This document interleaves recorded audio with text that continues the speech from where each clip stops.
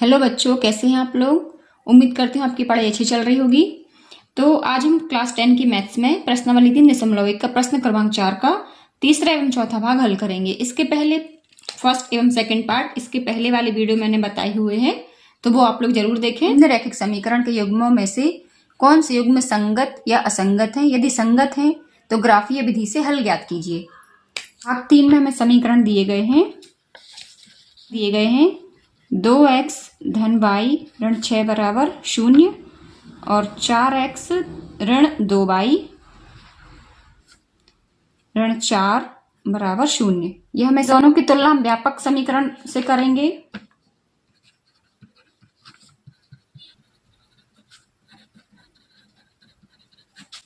व्यापक रैखिक समीकरण युग्म से करने पर होता है a1x plus b1y plus c1 बराबर 0, a2x plus b2y plus c2 बराबर 0, 2 b1 बराबर 1 और c1 बराबर -6, a2 बराबर 4, b2 बराबर -2 और c2 बराबर -4। तो a1 बटे a2 ये हो जाएगा 2/4 और b1 बटे b2 बराबर हो जाएगा 1/2। अब देखिए, इसको हल करेंगे तब भी 1/2 आएगा और इसको हल करेंगे तो ऋण 1/2 आएगा। तो ये दोनों बराबर नहीं होंगे, इसलिए हमें c1 बटे c2 निकालने की आवश्यकता नहीं है। यहीं पर हम लिख देंगे a1 बटे a2 बराबर नहीं है b1/b2 के, क्योंकि ये देखिए ये है 1/2 धन का और ये है 1/2, ये ऋण का है, ये धन का एक ऋण का, तो ये कैसे बराबर हो सकते हैं। जब बराबर नहीं है तो समीकरण युग्म का अद्वितीय हल होगा और समीकरण युग्म संगत होगा।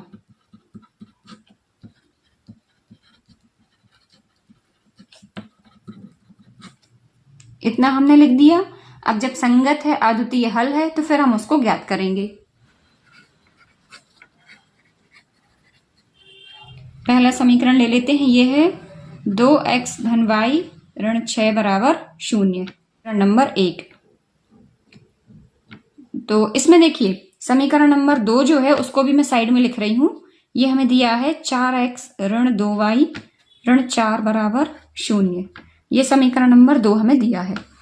अब एक समीकरण से हम x के मान रखते जाएंगे और y के प्राप्त करते जाएंगे, और दूसरे समीकरण में हम y के मान रखते जाएंगे और x के मान प्राप्त करेंगे। देखिए यहाँ पर x के साथ 2 है और यहाँ x के साथ 4 है, तो यहाँ पर हम x को पक्षांतर करेंगे और y के मान बनाएंगे। क्यों करेंगे ऐसा? क्योंकि यदि कोई भी संख्या आती है उसको हम 4 से यदि डिवाइड करना है तो 4 के पहाड़े में तो बड़ी बड़ी संख्याएं आती हैं, 2 के पहाड़े में हमें ऐसी संख्या मिल जाएंगी जो आसानी से विभाजित हो जाएं। तो यहाँ पर हम 4x को पक्षांतर करेंगे और 2y के मान प्राप्त करेंगे। जब आप ये करेंगे ना तब आपको ये मेरी बात समझ में आएगी। यहाँ देखिए हम 4x को पक्षांतर कर रहे हैं, तो इसलिए यहाँ पर हम y को पक्षांतर करेंगे, जिससे हमें मान आसानी से प्राप्त हो जाए, एकदम सब एक से मान प्राप्त ना हो। तो हम करेंगे यहाँ 2x बराबर 6 ऋण y, ऐसा हमने कर लिया। अब y बराबर 0 रखने पर यहाँ पर हम टेबल बना लेते हैं।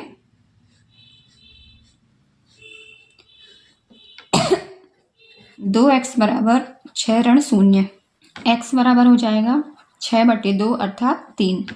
तो x बराबर 3 और y बराबर 0। फिर हम रखेंगे y बराबर 1 रखने पर, तो 2x बराबर 6 ऋण 1 x। अब देखिए यदि हमने 1 रखा है तो फिर 6 ऋण 1 5 हो जाएगा और फिर हमें x का मान जो है दशमलव में प्राप्त होगा। तो हम y बराबर 2 रख लेते हैं।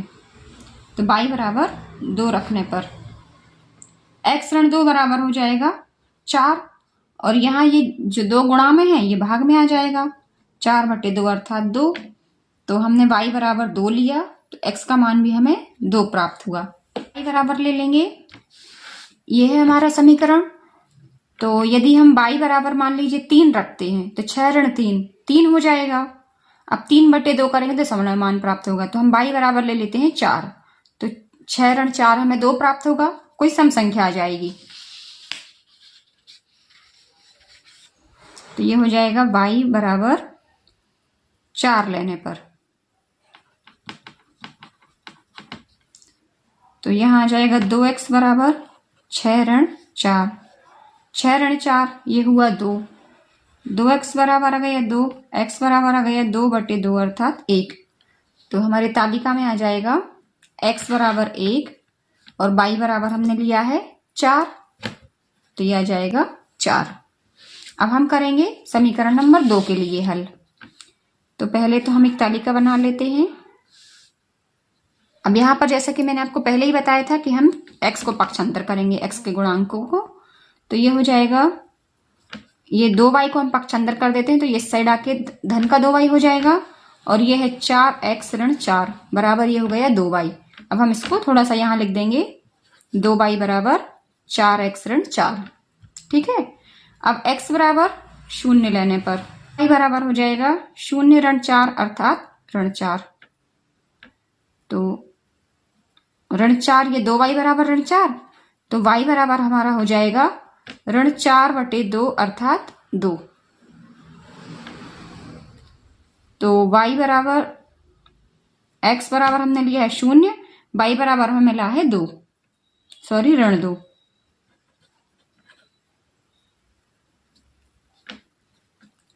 फिर x बराबर हम ले लेंगे 1 ले लेते हैं। 1 लेने पर तो हमें 2y बराबर मिल जाएगा 4 गुणा 1 ऋण 4। तो ये हमारा आ जाएगा 4 एकम 4 और 4 ऋण 4 बराबर 0। तो हमने x बराबर 1 लिया है तो y बराबर हमें मिला है 0। फिर अब हम फिर से लेंगे x बराबर, अब हम क्या ले लें, 2 है तो हमें कोई सम संख्या प्राप्त करनी है माइनस करके, तो हम 2 ले लेते हैं x बराबर 2 लेने पर। तो ये 2y बराबर हो जाएगा 4 गुणा 2 ऋण 4, ये हो जाएगा 8 ऋण 4। तो यहाँ पर y बराबर हमें मिल जाएगा 8 ऋण 4 अर्थात 4/2। तो y बराबर आ जाएगा 2। तो यहाँ पर y बराबर हम भर लेंगे 2 और x बराबर भी हमने लिया है 2, है ना। तो अब इन दोनों ही समीकरण की हम टेबल बना लेते हैं। ये देखिए 2 और 2 हमें दोनों ही समीकरण प्राप्त हो गए हैं। तो बस इसका हल हमारा हो जाएगा x का मान 2 और y का मान 2। फिर भी हम इसको ग्राफ पर शो करेंगे, हमसे कहा गया है। सबसे पहले तो जो हमने इसके पहले भाग में किया था x और y के मान की टेबल यहाँ छोटे से पेज पे एक बना लेते हैं। ये जिस भी बच्चे ने भेजी है, बहुत अच्छी एडवाइस भेजी है, उनके लिए थैंक यू। तो हम समीकरण नंबर 2 के लिए लिख लेते हैं 0 1 2।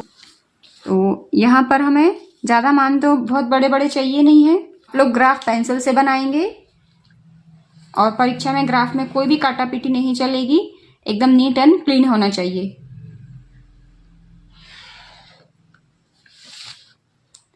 ये हमने एक्स अक्ष बना लिया और यहाँ पर हम बना लेंगे वाई अक्ष।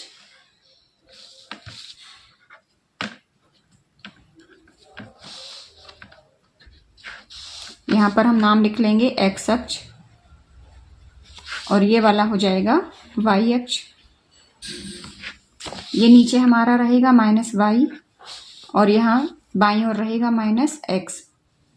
अब देखिए जो फर्स्ट समीकरण था, ये पहले तो हम बिंदुओं के नाम लिख लेंगे 1 2 3 4 और ये 5।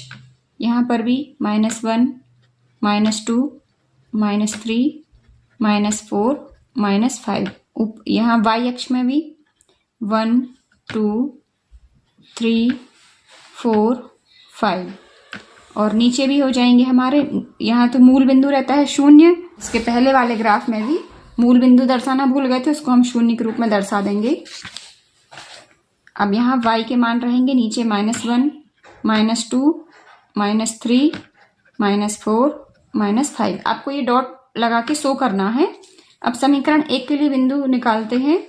x बराबर 3, y बराबर 0, तो ये हो जाएगा 0 और 3।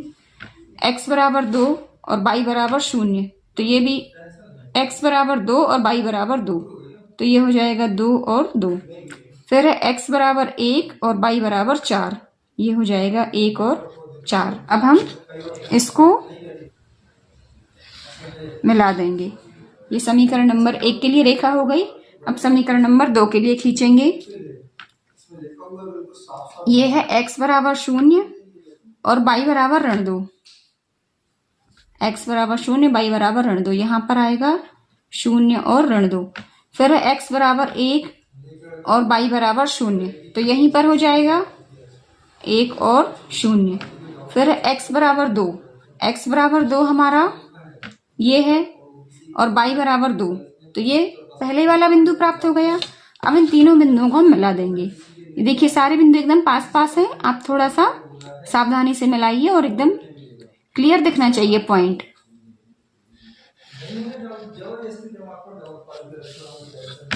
ये इन दोनों ही रेखाओं को हम आजू बाजू बंद कर देंगे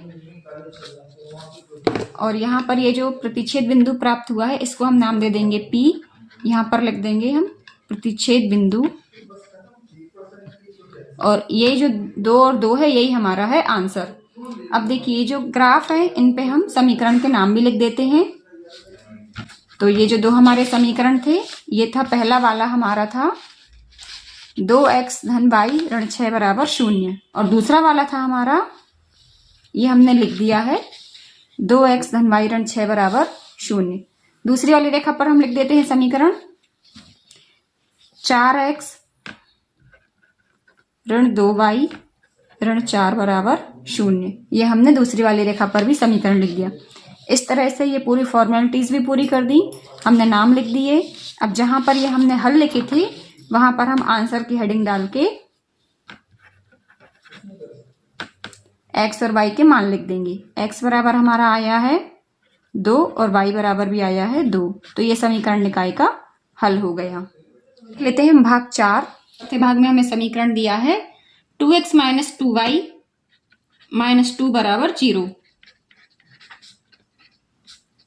और दूसरा वाला समीकरण दिया गया है 4x माइनस 4y माइनस 5 बराबर 0।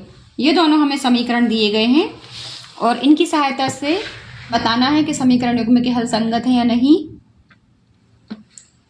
तो सबसे पहले तो हम इस समीकरण युग्म की, जैसे कि शुरू के 3 भागों में हमने किया वैसे ही हम करेंगे। दिए गए समीकरण युग्म की तुलना व्यापक रैखिक समीकरण से करने पर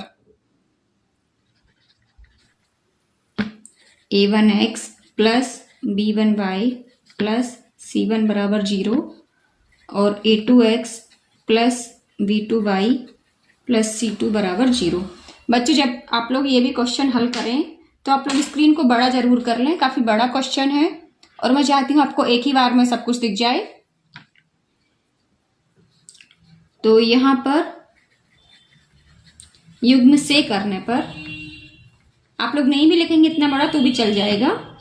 यहाँ पर a1 बराबर हमें दिया है 2, ये देखिए जो समीकरण है ना, ये नंबर 1 और ये नंबर 2, इनको एज इट इज यहाँ x के साथ 2 है तो a1 बराबर 2 हो गया, b1 बराबर -2 और c1 बराबर -2। इसी तरह से a2 बराबर 4, b2 बराबर -4, c2 बराबर -5। अब a1 बटे a2 ये आएगा 2/4, इसका अर्थ हुआ 1/2, b1 अपॉन b2 -2/-4, तो ये भी हुआ हमारा माइनस से माइनस कैंसिल हो गया, 2 1 जा 2, 2 2 जा 4। इसी तरह c1/c2 ये हो गया -2/-5, तो ये हो जाएगा हमारा 2/5। ये देख लीजिए -2/-5, तो c1/c2 हो जाएगा 2/5। अब देखिए यहां पर हम क्लियर देख सकते हैं a1/a2 बराबर b1/b2 बराबर c1/c2। a1 और a2 तो बराबर है, लेकिन ये जो c1 और c2 है ये बराबर नहीं है, और जब ऐसी स्थिति बनती है तो ये असंगत होगा और समीकरण निकाय का कोई हल नहीं होगा।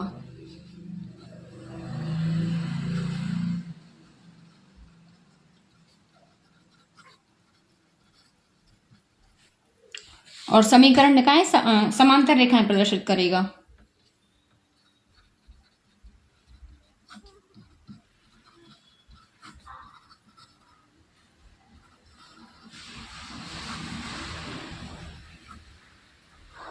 तो हम लोगों से केवल असंगत और संगत का पूछा गया है, इतना बस लिखेंगे तब भी काम चल जाएगा। यदि एक्स्ट्रा की 2 लाइन लिखना चाहते हैं आप तो लिख सकते हैं। और इसमें हमें ग्राफ बनाने की आवश्यकता नहीं है क्योंकि समीकरण का कोई हल ही नहीं है और समीकरण युग्म असंगत है। तो उम्मीद करती हूँ कि ये दोनों भाग आपको समझ में आ गए होंगे।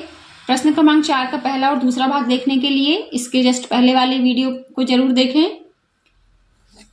आई होप कि आपको ये समझ में आ गया होगा। फिर मिलते हैं नेक्स्ट वीडियो में, तब तक के लिए पढ़ते रहिए, मस्त रहिए।